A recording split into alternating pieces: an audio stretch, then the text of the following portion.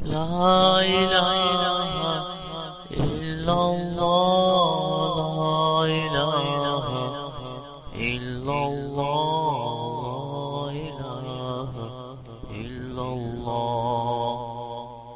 بسم الله الرحمن الرحيم. عن أبي ذر رضي الله تعالى عنه قال قال رسول الله صلى الله تعالى عليه وسلم في الحديث: ويجزي من ذلك كله ركعتان من الضحى.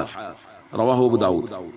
نبی کریم صلی اللہ علیہ وسلم نے ارشاد فرمایا، اور ان تمام کی طرف سے 2 رکعت نماز چاشت کی کافی ہے۔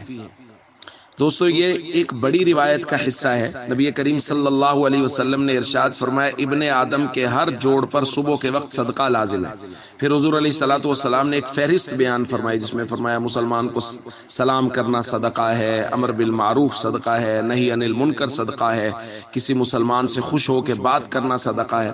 اور پھر حضور نے ارشاد فرمایا کہ چاشت کے وقت کی 2 رکعت نماز ان تمام کی طرف سے کافی ہو جائے گی۔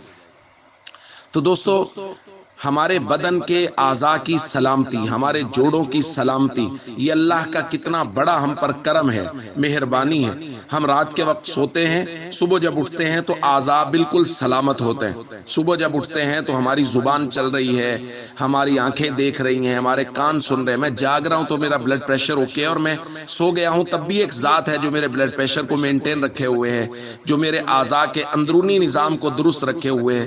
یہ محض اللہ کا کرم ہے۔ ان لوگوں کی طرف نظر کریں جن کے اعضاء درست نہیں ہیں، جن کے جوڑ درست نہیں ہیں، تو اس کی طرف دیکھتے ہوئے دل میں شکر کے جذبات پیدا ہوں گے۔ اور اللہ کے نبی صلی اللہ علیہ وسلم نے جو فرمایا ہے کہ ہر چیز پر، ہر جوڑ پر صدقہ لازم، تو بھائی ہم پر لازم ہے کہ ہم اللہ کا شکر ادا کریں، انہی اعضاء کے ساتھ اللہ کے احکام کی بجا آوری کریں، انہی اعضاء کے ساتھ ہم اللہ رب العزت کے احکام کو مانیں، نمازوں کی پابندی کریں۔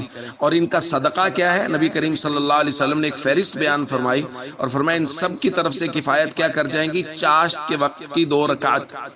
تو اس لیے اعضاء کا صدقہ سمجھ کے چاشت کے وقت کی 2 رکعت نماز، یا جیسے ہم نے کل بات کی تھی کہ 8 رکعت نماز، اس کا معمول بنائیں اور کوشش کریں کہ اشراق کی نماز، چاشت کی نماز اگر الگ الگ وقت میں پڑھیں جو ان کے افضل وقت ہیں تو بہتر، اور اگر ایک ہی وقت میں دونوں نمازوں کی الگ الگ نیت سے 2 رکعت پڑھ لیں یا زیادہ پڑھ لیں تو بہت اچھا ہے۔ اس سے ہمارے اعضاء کا، ہمارے جوڑوں کا اللہ رب العزت کی طرف سے حکم ہے کہ اس کا صدقہ نکل جائے گا۔